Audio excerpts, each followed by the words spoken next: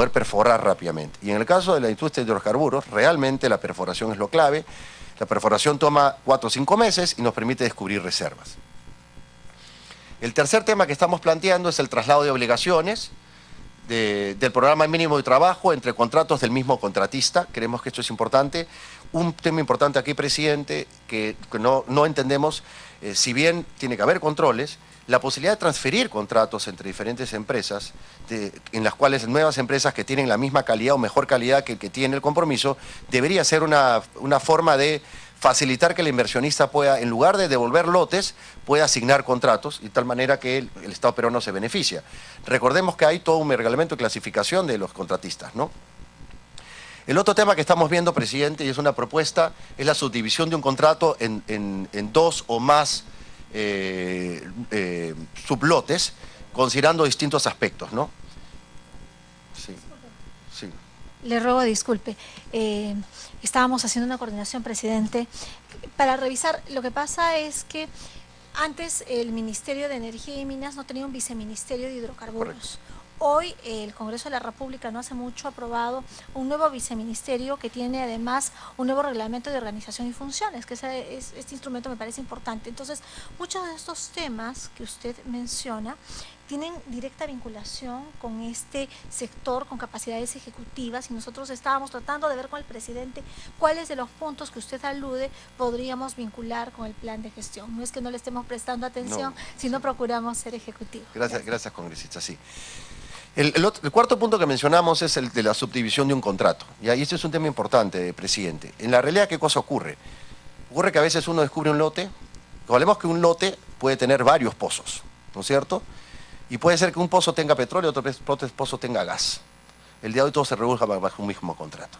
Entonces, nosotros estamos proponiendo que se puedan generar, obviamente, con una regulación específica, con su propio estado de ganancias y pérdidas, pero que pueda poner en valor. Porque si no, a lo contrario, lo que ocurre es que muchos de los inversionistas, al momento de tener solamente un lote integrado, solamente desarrollan, ya sea petróleo o gas, pero no desarrollan ambos.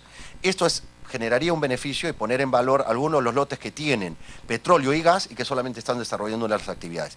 Ciertamente todo igual, sujeto a los mismos controles, a las mismas condiciones, pero esta subdivisión de lotes permitiría una operación. En el caso de minería es mucho más flexible, porque yo puedo tener una concesión y encuentro que tengo una mina de tajo abierto y otra subterránea y que voy a desarrollar una, y en consecuencia divido la concesión y cedo o transfiero la que no quiero operar. Aquí en el caso de hidrocarburos no hay mucha flexibilidad, no hay flexibilidad con este tema, y estamos proponiendo esto como una oportunidad de entonces poner en valor también reservas que ya tenemos, ya sea de gas o petróleo. El quinto punto es previa opinión favorable del Ministerio de Energía y Minas para la aprobación de normas, acuerdos, etcétera, de otros sectores relacionados con las actividades de hidrocarburos. Otro tema que también hemos identificado es que con todo este tema de la tramitología, el día de hoy hay una serie de instituciones del Estado que no son las responsables, que terminan opinando o trabando inversiones. En consecuencia, lo que creemos que el Ministerio de Energía y Minas debe asumir la total responsabilidad sobre cualquier tema que tenga que ver con la política de hidrocarburos, ¿no? En línea con lo que creo que ha sido siempre la posición de la Comisión.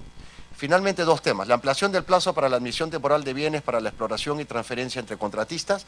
Este es otro tema que también hemos recibido y lo vamos a desarrollar en detalle. Y finalmente, la implementación de vías de acceso a las áreas bajo contrato de infraestructura para el transporte, ONP ductos. Esto principalmente en la zona de selva. Lo que estamos planteando, como había adelantado, es recoger lo que existe en otras legislaciones de la región, donde para reducir los sobrecostos logísticos que tienen nuestras operaciones en la selva, se permita la construcción de infraestructura. Recordemos, congresista, que parte de los sobrecostos que tenemos es que, por ejemplo, para sacar el crudo que tenemos en el lote 67 o los que tenemos en el lote 95, los que tenemos en otros los lotes, es que tienen que sacarlos por barcazas, tienen que sacarse por vía, y eso incrementa sustancialmente el costo de transporte y nos saca de competencia, de competitividad con los países de la región. En esos otros países sí se permite que se haga toda una infraestructura de ductos, es decir, incluyendo zonas que no estamos obviamente hablando de poner en riesgo zonas altamente sensibles, pero sí en una serie de las zonas de la Amazonía. Esto existe en Colombia, existe en Bolivia, existe en Ecuador, existe en Argentina, en Brasil, en todos estos países. En el Perú, desgraciadamente, hace un tiempo se cambió y esto es una de las razones principales por las cuales nuestra industria de hidrocarburos en la selva es poco competitiva. Entonces, creemos que tenemos que atacar este tema en esta ley de tal manera de brindarle a la selva un nuevo marco de competitividad. Entonces, ¿qué estamos pensando en el caso de la selva? 3 medidas concretas para hacer más competitiva la selva. El tema de una regalía flexible que se adecue a las condiciones de la selva. Segundo tema es la construcción de vías e infraestructura en la selva que permitan reducir los sobrecostos de transporte y logísticos que se tiene. Y tercero, en el caso de la selva, es que se ponga en valor el oleoducto, que se hagan los ductos complementarios, que es la mejor forma de reducir los costos adicionales de transporte que tiene la selva y que nos pone una desventaja frente a los demás. Esas son las 3 propuestas que estamos trayendo, presidente, que la vamos a ver a disposición. Quería interrumpirte, mi querido presidente, en el segundo punto, en cuanto a la construcción de vías de acceso. ¿Cuál es la imposibilidad, cuál es la limitante que hay actualmente en ese sentido? Sí, ahora lo estamos planteando, esos puntos los vamos a desarrollar, presidente, en detalle y ahí los vamos a explicar. Hoy hay una restricción, como lo vamos a ver más adelante, está prohibido por ley, todo el tema logístico tiene que ser hecho por aire. Consecuencia, absolutamente todo, así es. Hasta todas las plataformas, hasta la comida de la gente tiene que ser, el desplazamiento de todo el personal, todo es por aire, por helicóptero. Es un gran negocio el tema de los helicópteros, dicho sea de paso, si quiere invertir, presidente, los helicópteros son un gran negocio, ¿no? Interrumpa. Una pregunta. Digamos, por casualidad, ¿no habrá sido hecho esta aprobación en la época del señor Humala? No conozco exactamente, pero gran parte de las restricciones efectivamente vienen de los últimos, durante el gobierno del presidente Humala, donde se han puesto más restricciones. Digamos que justamente la principal empresa que presta este tipo de servicios es el ISUR, de propiedad de Salomón Lerner Guitis, ¿no? Bueno, eso es otro tema ya distinto. Lo que sí es cierto es que se ha ido poniendo más restricciones, presidente. Nosotros con todo gusto podemos poner a disposición de la comisión los costos, los sobrecostos logísticos que tienen las operaciones en la selva. Usted, presidente, lo conoce bien, usted ha recibido. Le podemos explicar de dónde viene, cómo se han ido produciendo, pero la verdad que no entendemos por qué esta restricción, cuando, como vuelvo a repetir, en otras legislaciones de países vecinos, que además tienen selva amazónica, no existe esa restricción y eso hace que esos países sean mucho más atractivos que nosotros para la inversión en hidrocarburos, ¿no? Es una desventaja que hace que la selva, que tiene mayor potencial, pues tenga las reservas ahí sin desarrollarse, ¿no? Eso sería, como le digo, esas 3 medidas. Y el tema del oleoducto, señor presidente, si bien no está en la ley orgánica, entendemos que por la relación que tiene la comisión con Petroperú, se está avanzando en la modernización del oleoducto y creemos que tienen que hacerse los ductos complementarios, porque de esa manera se reduce el riesgo en la selva, porque si se hace una construcción de un ducto, se reduce sustancialmente los riesgos que existen el día de hoy. Contrario a lo que uno piensa, esta restricción genera más impacto en el ambiente, porque hay que trasladar crudo por barcazas, por camiones, eso genera mucho más impacto en el ambiente que tener un ducto, que está protegido, además un ducto que el día de hoy es inteligente, con un sistema escada, que tiene sistema de válvulas de control en caso hayan pérdidas de presión, que puede inmediatamente uno controlar cualquier fuga que pudiera haber, aunque sabemos que los ductos el día de hoy son súper seguros. Eso en otros países es la norma, justamente para reducir los impactos que genera el tener que movilizar helicópteros, que movilizar barcazas, que movilizar camiones para llevar transporte. Todo eso se elimina sobre la base de una infraestructura más eficiente, ¿no? Y eso es lo que estamos proponiendo de manera conceptual, presidente. Antes de pasarle a entrar en detalle de los artículos, el articulado, queríamos mencionarle que lo que queremos nosotros es que este es un muy buen proyecto de ley que se puede mejorar, ¿no? Creemos que es un muy buen avance y que es muy bueno que el día de hoy el Perú esté demostrando que hay una madurez en el cual el Poder Ejecutivo y el Congreso están trabajando de la mano en reactivar una industria que creo que es fundamental para el país. Gracias y con su venia, presidente, si es que usted, para pasar a explicar ya en detalle, para el beneficio de los asesores también, nuestras propuestas de articulado, ¿no? Así es. Vamos a continuar. Solamente permítame presentar, aquí en la mesa también nos acompañan los señores Manuel Noriega, Jorge Morante y la señorita Sabi Mesa, asesora de la comisión, los 2 primeros asesores del despacho y del grupo de trabajo, para poder compartir algunas inquietudes que pretendo que en su momento sea de manera muy dinámica, ¿no? Sin entrar en mucho formalismo, preguntas y respuestas. Muchas gracias, adelante. Gracias, presidente. Sí, con su venia, por favor, quisiera pedirle al doctor Germán Barrios para que haga la presentación ya del articulado específico, ¿no? Gracias.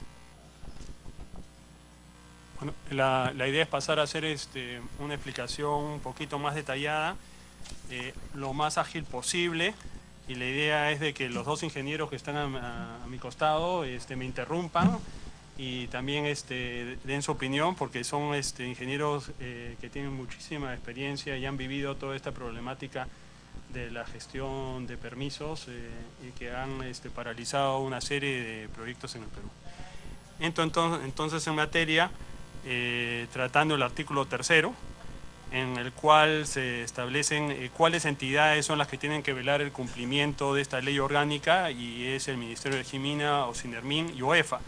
Y lo que nosotros sugerimos es que estos participen de acuerdo a la normativa vigente aplicable. Lo que resulta es que en la práctica OSINERMIN y OEFA se cruzan y emiten opiniones, fiscalizaciones, y esto crea mayor burocracia, inestabilidad jurídica, y entonces nuestra sugerencia está planteada en que actúen de acuerdo a la normativa aplicable. Siguiendo el artículo 6, funciones de Perupetro, pensamos que Perupetro tiene que ser empoderada. Perupetro lamentablemente en los últimos años ha perdido el norte, ha dejado de ser una entidad promotora, no toma decisiones, y creo que hay que empoderarla para que ella tome las decisiones y no se esté apoyando en el ministerio, como ocurre en Colombia, que en Colombia se tiene la Agencia Nacional de Hidrocarburos, que es una agencia fuerte, robusta, y toma decisiones, y sobre todo para los inversionistas, Perupetro es su socio natural en los contratos, y la idea es de que Perupetro tome las decisiones, ¿no? En cuanto al artículo 6, literal B, estamos estableciendo que Perupetro es la entidad que celebra los contratos en representación del Estado. Ya hemos tenido circunstancias en que Perupetro ha dicho que no es una entidad del Estado, y queremos fundamentar que sí, y representa al Estado. En el artículo 6, literal K, se establece correctamente que Perupetro puede levantar información física, biológica, cultural de los lotes, pero yo creo que creemos que esa información que se levante constituya línea base aprobada para los estudios de impacto ambiental respectivos, como también ocurre en Colombia, ¿no? Que toda la información de Perupetro pueda ser utilizada para los días o para los EIAs, ¿no? Y así se recortan los plazos, y así las empresas no tienen que invertir en levantar una nueva línea base si ya ha sido levantada por Perupetro. El artículo 6, literal N. Perdón. Sí. Esa línea base levantada por Perú considera... Perupetro. Esa línea base preparada por Perupetro, ¿consideras que debería tener algún costo para la empresa que la tome como referencia de línea base? O digamos, a título gratuito. Mire, ahora, por ejemplo, toda la información técnica que levanta Perupetro es a título gratuito, ¿no? Yo considero que se debería seguir esa línea. Antes, en otros países se cobra fortunas por la información técnica. Perupetro hace muchísimos años decidió que esa información debería ser gratuita, solamente se le cobra el costo de los materiales y el grabado. Así nos pone en una situación más atractiva en comparación con los países vecinos, ¿no? Yo creo que se debería seguir la misma política, ¿no? Un comentario, y eso es un tema de decisión. Esto es una inversión del Estado que la va a recuperar al momento que el inversionista ponga el compromiso de inversión. Es decir, lo vas a pagar, o pagas devuelves el costo, o sea, el gasto que incurrió el Estado, o más bien lo haces como lo consideras que es una inversión. Nosotros consideramos que es una inversión más que un gasto, y la inversión la vas a pagar en términos que la mejora en la calidad técnica va a hacer que venga un inversionista y pueda ofrecer un monto mayor por el lote, sin duda, que implica una mayor inversión por el lote, compromiso de inversión y un tema de regalía mayor. Entonces, con eso se va a pagar. Pero es una decisión del Estado, creo. Nosotros creíamos que debería ser más una inversión que se pague con el valor del lote que la devolución de gastos, ¿no? Sí, yo puedo complementar diciendo que toda esta información de línea base existe.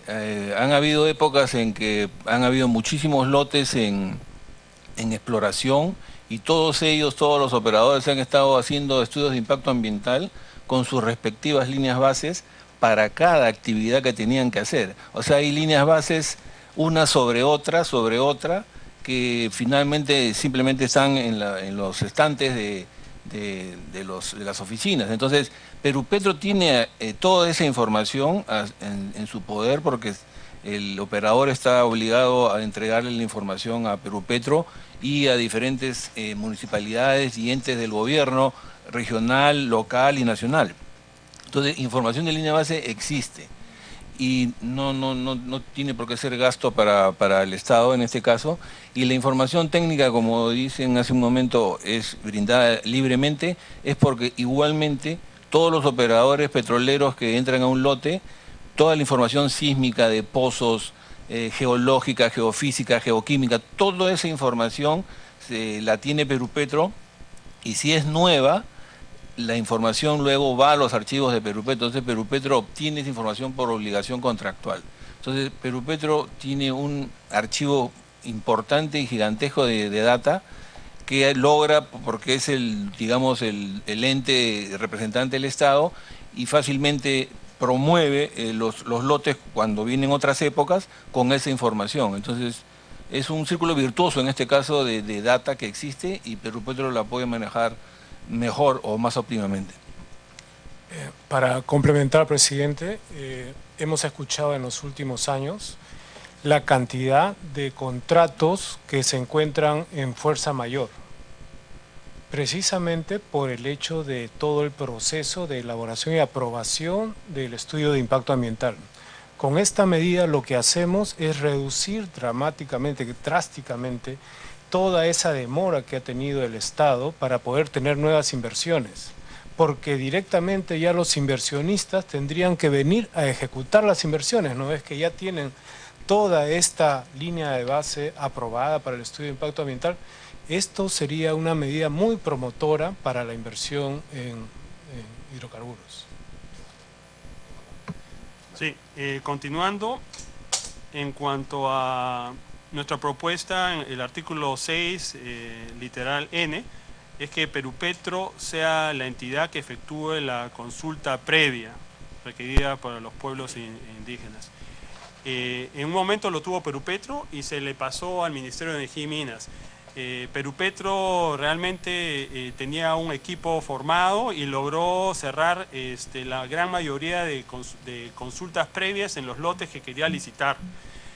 Nuestra propuesta es que retorne a Perupetro, y también considerando que cuando se firma un contrato de licencia, cuando se configura un contrato, un posible área de un contrato, que va a ser contrato, Perupetro tiene que ir a comunicarle a las comunidades que se va a hacer eso.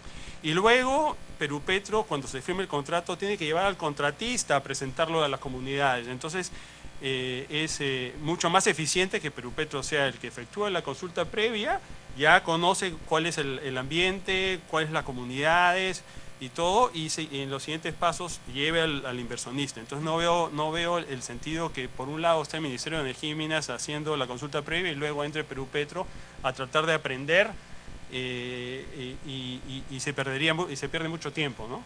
El equipo de Perupetro social es el que debería hacer, a nuestro entender, la consulta previa. Luego, también en el artículo 6, incorporar en el literal O que Perupetro está autorizado a determinar y negociar las regalías, incluyendo las reducciones de eso. Ya lo comentó Felipe esto. Actualmente hay lotes contratistas que han ido a Perupetro a decirle: con esta regalía vigente no podemos producir más, estamos a pérdida. Y Perupetro ha dicho que no puede tocar las regalías porque no está autorizado, no hay el marco legal, y este sería justamente el marco legal.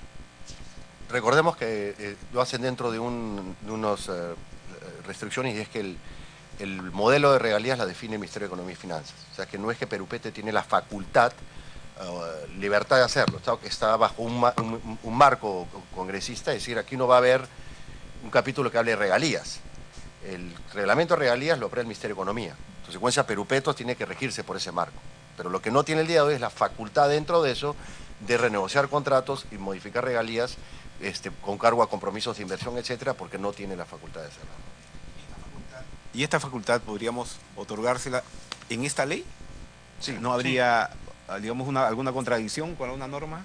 Aquí justamente se está estableciendo cuáles son las funciones de Perupetro. ¿no? Están en la ley. Están en la ley. Sí. En esta ley están las funciones de la ley orgánica de hidrocarburos están las funciones de Perupetro. Sí. Adelante. Sí, una consulta en este acápite. Dice que Perupetro estaría autorizado para determinar y negociar las regalías, incluyendo la reducción de estas, ¿verdad? En este parámetro, indudablemente, se puede dar actos de corrupción. ¿Han pensado en esas cláusulas que están sugiriendo de corrupción, algún candado, alguna cosa que pueda garantizar o por lo menos evitar este tipo de situaciones que se pueden darse a partir de esta disposición? Bueno, en realidad, nosotros estamos proponiendo que la cláusula anticorrupción, que creo que no hemos definido un modelo de cláusula, yo creo que eso depende más del Estado, de cómo quiere ponerlo, debe estar presente y en consecuencia, debe estar. Lo que creo que es la preocupación que expresó con el congresista Aramayo, que nosotros coincidimos, es que tiene que ser cualquier facultad Perupetro tiene que estar dentro de un marco y tiene que haber controles. Por eso mencionaba que no tiene la libertad, tiene un marco de regalías y por otro lado tiene que estar sujeto a cumplimiento de condiciones, entre ellos compromisos de inversión.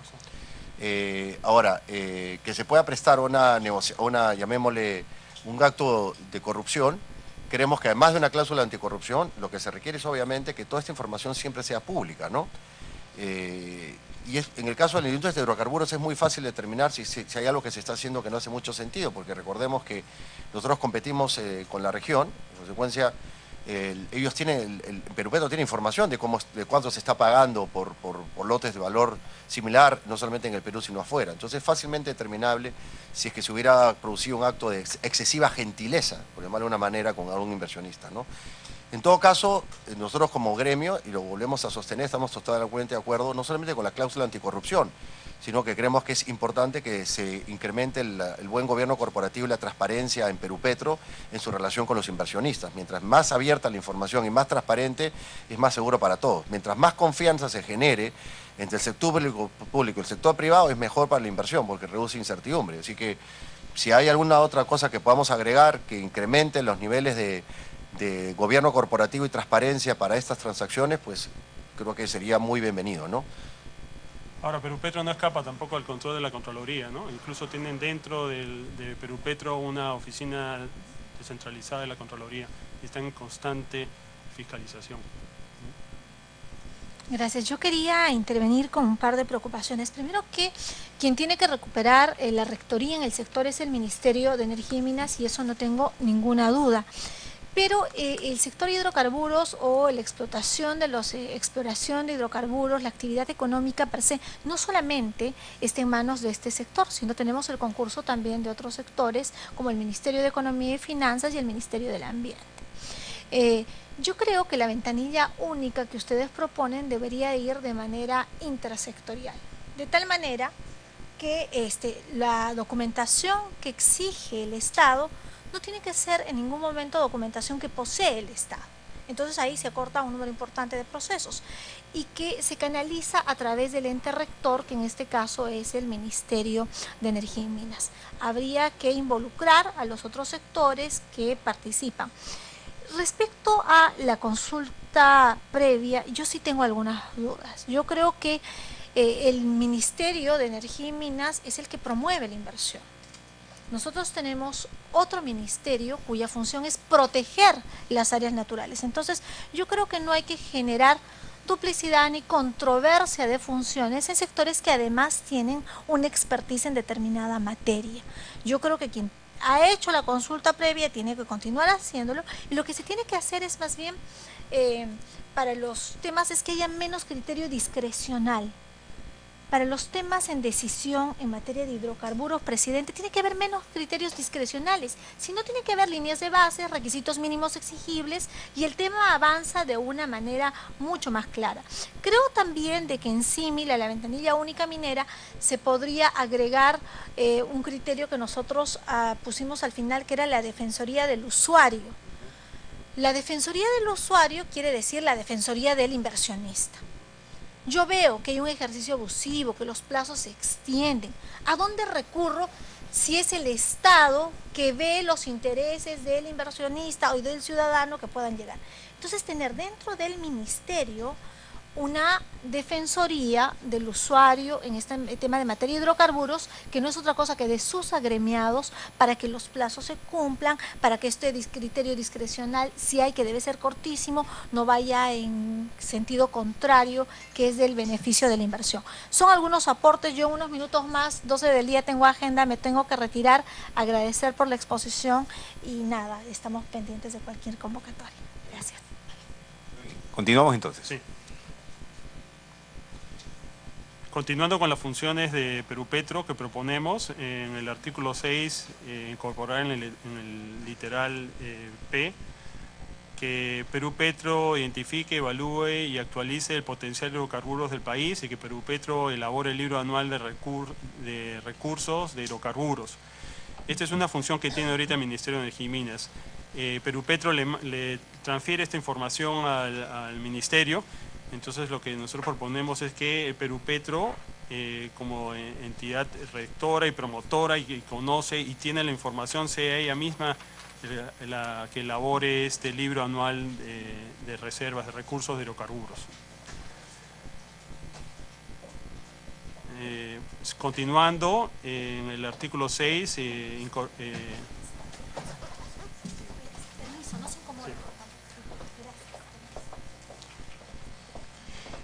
incorporar en el literal Q y R que Perupetro proponga y gestione las medidas para promover la ejecución de más inversiones en exploración y explotación. Asimismo, que Perupetro aprobará y ejecutará medidas inmediatas para intervenir en situaciones que afecten la producción de hidrocarburos. Por ejemplo, en Colombia, la Agencia Nacional de Hidrocarburos, cuando hubo la reducción de precios, la crisis hace 3 años, inmediatamente tomaron medidas para evitar que la producción caiga y que devuelvan lotes. Nosotros como SPH fuimos en el gobierno pasado a visitar al ministro de turno, le llevamos una lista de propuestas incluyendo muchas de estas y no tuvimos acogida. Fuimos donde Perupetro y Perupetro nos dijo que ellos no tenían la facultad como para tomar decisiones, ¿no? Entonces creo que es el momento porque vivimos ciclos. Estamos ahorita perdimos el ciclo anterior, lo perdimos totalmente y ahora estamos en $60 el barril. Ojalá que suba y podamos entrar en un nuevo ciclo, pero estos son picos y valles. Y entonces cuando estemos en un valle, Perupetro tiene que tener la función, la capacidad de tomar medidas inmediatas para evitar que se paren los proyectos y que devuelvan lotes. Se han devuelto como 20 lotes y se siguen devolviendo lotes y eso tiene que parar, ¿no? Por eso que proponemos esta propuesta. Continuando, ahora entramos a lo que son las modificaciones contractuales, artículo 12. Aquí lo que nosotros estamos sugiriendo... Perdone, solamente para interrumpirle, darle la bienvenida al congresista Juan Carlos Yuyes, además integrante del Grupo de Trabajo de Hidrocarburos.